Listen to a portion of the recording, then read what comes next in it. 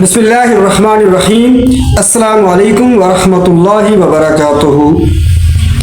बांग्लादेश में अवामी लीग की हुकूमत, जिसकी सरबराह हसीना वाजिद थी, 16 साल में सरसन हुक्म करने के बाद कल आवाम के जमे गफीर ने, आवाम के एहतजाज ने उस हुकूमत का तख्ता उलट दिया। एक फाशिस्ट गो हुकूमत, एक जबर का निज़ाम टूट फूट का शिकार हो गया। बेगम हसीना वाजिद, शेख हसीना वाजिद फौज के सारे मुल्क में हुकूमत कर रही थी और वो ये समझ रही थी कि आर्मी चीफ उसका रिश्तेदार है, लिहाजा उसे कोई हटा नहीं सकता। इस अरसे के दौरान जितने भी इलेक्शन हुए, धांधली करके, रियासती मिशन इस्तेमाल करके, अपोजिशन जमातों को कुचल करके, अपोजिशन लीडरों को जेलों में डालकर ये इक़्तिदार में रही। लेकिन आवाम जब मैदान में आए तो ये इसका आर्मी चीफ भी इसको नहीं बचा सका और शेख हसीना वाजिद सरकारी हेलीकॉप्टर, फौजी हेलीकॉप्टर के जरिए इंडिया चली गई। सवाल ये पैदा होता है कि ये जो बांग्लादेश मॉडल था, ये क्यों नाकाम हुआ। नाजरीन, मैं आपको ये बताना चाहता हूँ, किसी भी माशरे में जो जबर, जुल्म, फाशिज्म, ताकत कौम की एक नस्ल तो बर्दाश्त करती है, लेकिन नेक्स्ट जो नस्ल आती है, नया खून होता है, जज्बा होता है। जब वो नाइंसाफ़ी को देखते हैं, जब वो जुल्म को देखते हैं, उनका खून जोश मारता है। और जब आवाम मैदान में आ जाएं और जिनका कोई लीडर ना हो, तो फिर ऐसे ही हालात बनते हैं जैसे बांग्लादेश में हुए। अब बांग्लादेश में जो कुछ हुआ, इस हद तक हुआ कि हसीना वाजिद के वालिद शेख मुजीबुर रहमान, जिसने 70 के इलेक्शन जीते और जब उसको हुकूमत नहीं मिली तो उसने बगावत की और मैदान में आया और बंगालियों को बांग्लादेश मुल्क बना कर दिया, तो आवाम ने उसके मुजस्समे भी तोड़ दिए।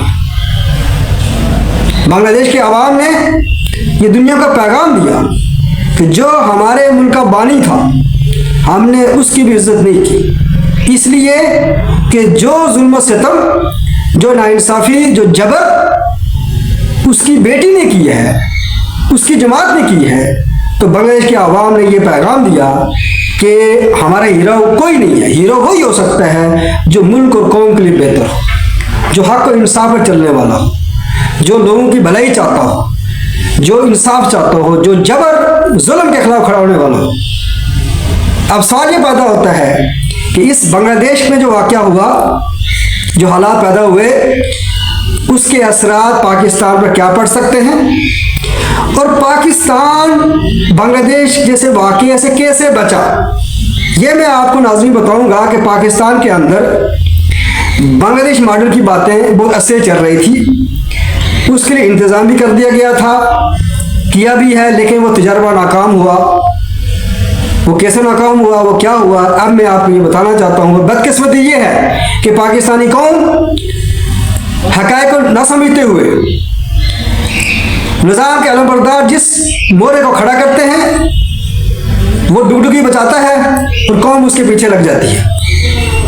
नाज़रीन, पाकिस्तान में बांग्लादेश मॉडल की तर्ज पर चूँकि अवामी लीग ने जुल्म सितम इम्ता करके अपनी जमातों को जेलों में डालकर वन पार्टी रूल चलाया हुआ था, पाकिस्तान के अरबाब इख्तियार भी, निज़ाम के अलमबरदार, निज़ाम के पिलर्स ये तय कर बैठे थे 2010 के बाद कि अब हम आस्ता आस्ता एक वन पार्टी रूल लेकर आएंगे ताकि हमें सियासतदानों को कंट्रोल करना आसान हो जाए।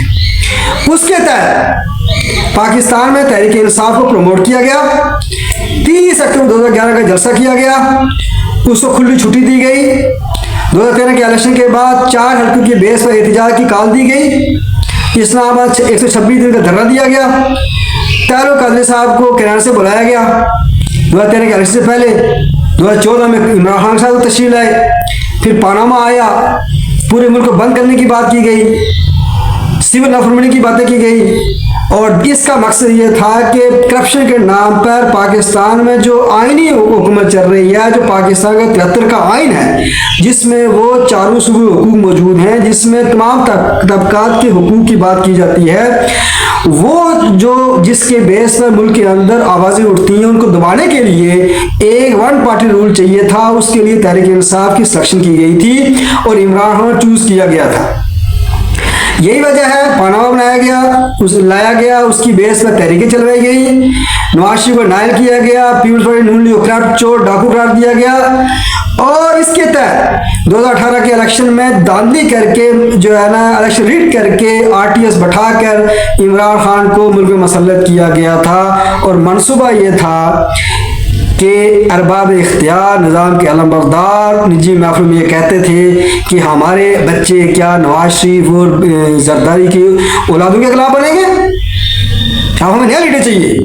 वो नया लीडर क्या था, वो तस्वर क्या था कि वन पार्टी रूल बांग्लादेश की तरह। लेकिन पाकिस्तान के निज़ाम के अलमबरदारों को ये सबक मिल जाना चाहिए कि जुल्म और जबर की हुकूमत का अंजाम ऐसे होता है जैसे बांग्लादेश में हुआ।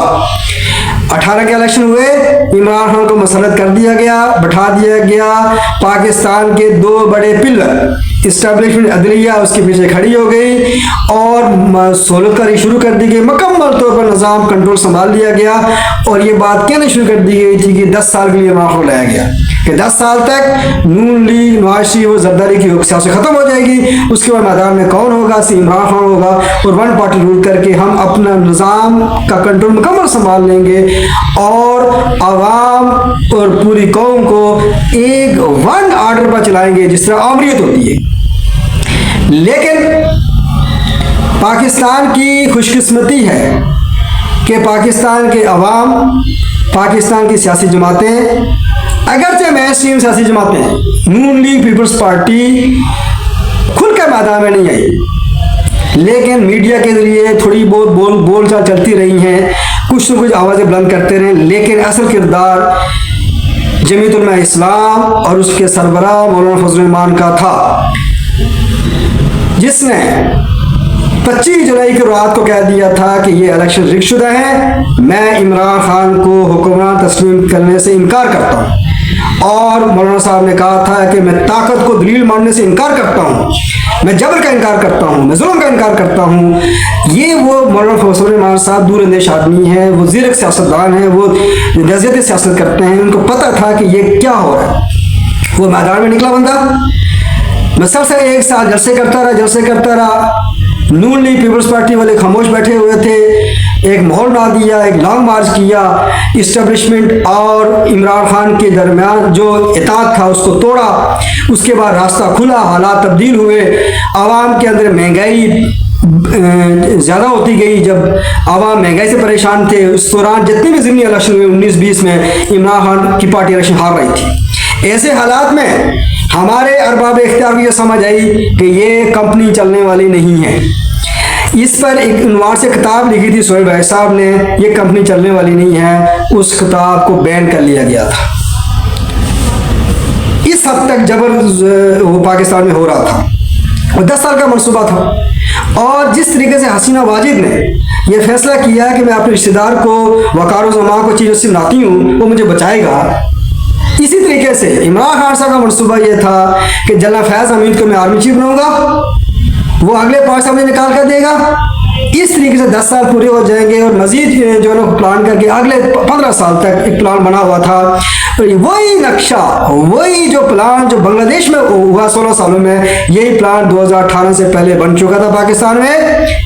लेकिन अपोजिट जमातों ने, जमीयत उलमा इस्लाम के प्लेटफॉर्म ने, नून लीग, पीपल्स पार्टी ने उसको नाकाम की हालात तब्दील कर दिए, ऐसे माहौल बना दिया जिसकी वजह से फौज मजबूर पीछे हटना पड़ा और अदम एतमाद है। लेकिन बदकिस्मती से पाकिस्तान के अवाम, इमरान खान ने झूठा बयानिया गढ़ा, साइफर केस गढ़ा और उसकी बेस पर आवाम को जो है ना गुमराह कर दिया।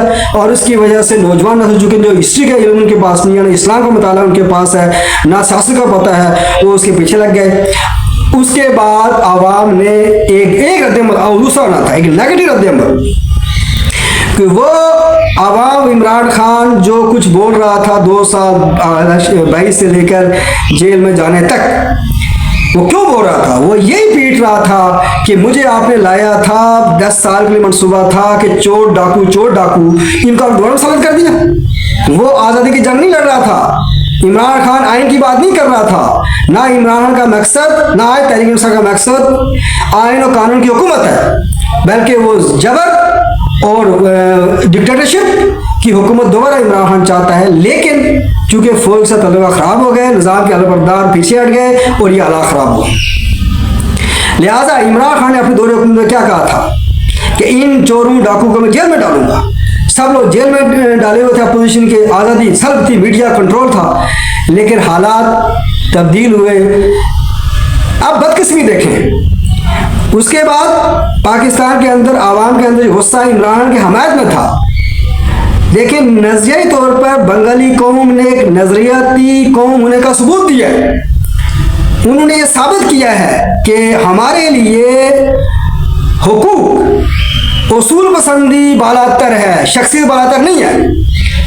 उन्होंने बांग्लादेश के बानी लीडर की बेटी को तक से हटा लिया और उस बानी के मुजस्मे को तोड़ा है, ये पैगाम दिया है।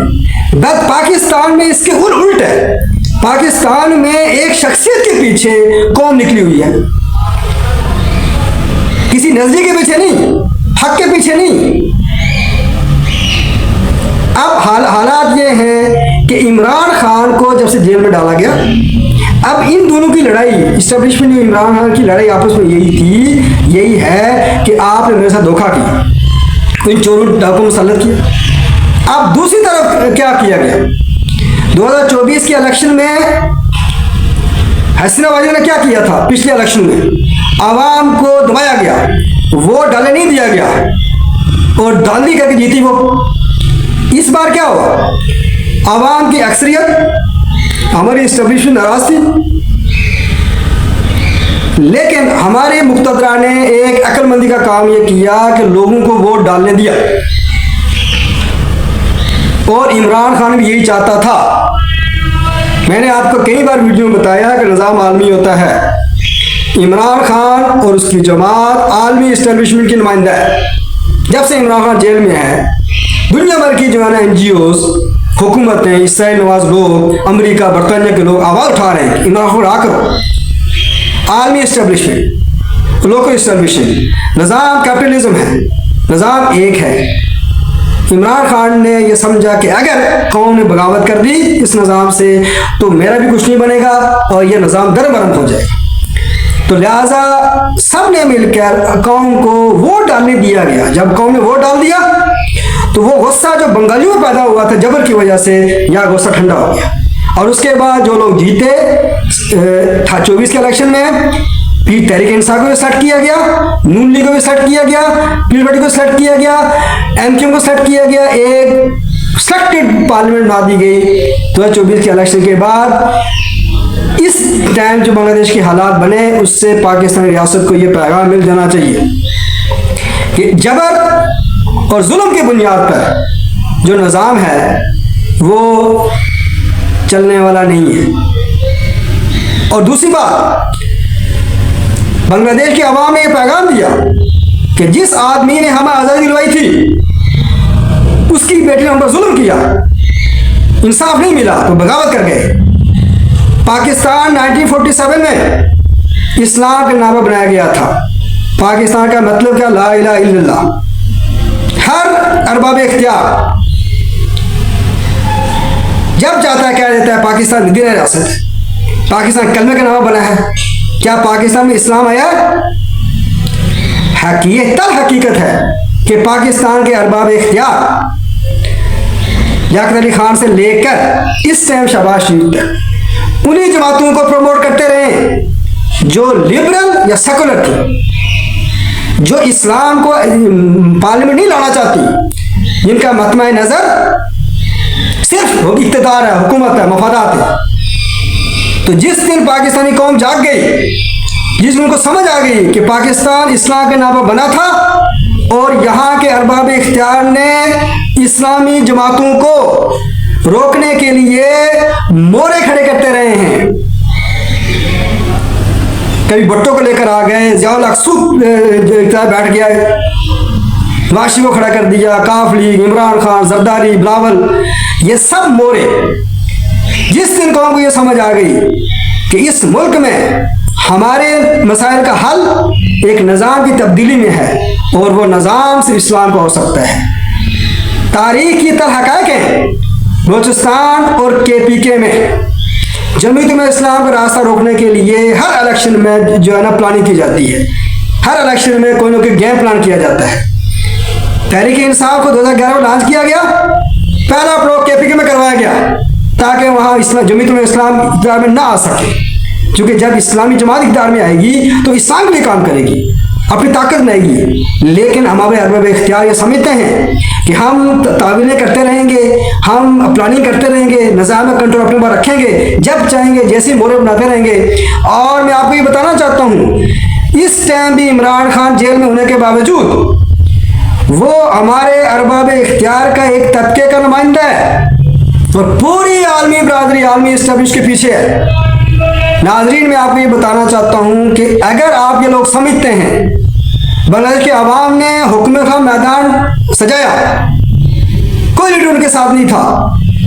अगर आप लोगों ने नवाज शरीफ के लिए, जरदारी के लिए, इमरान खान के मैदान में निकलना है और इनसे उम्मीद लगानी है कि आपके हुकूक मिलेंगे, निज़ाम तब्दील होगा, इंसाफ मिलेगा, जुल्म जबर ख़त्म होगा, तो ये आपकी गलतफहमी है। नाज़रीन, मैं आपको ये पैगाम देना चाहता हूँ कि अगर आपने पाकिस्तान में तब्दीली चाहते हैं तो हकीकी निज़ाम के लिए, आला निज़ाम के लिए, जुल्म और जबर के ख़िलाफ़ खड़े होने के लिए इस्लाम के निज़ाम का इंतखाब करें और उस तहरीक की तरफ जाना शुरू हो जाए जिस जहाँ से इस्लाम आ सकता है।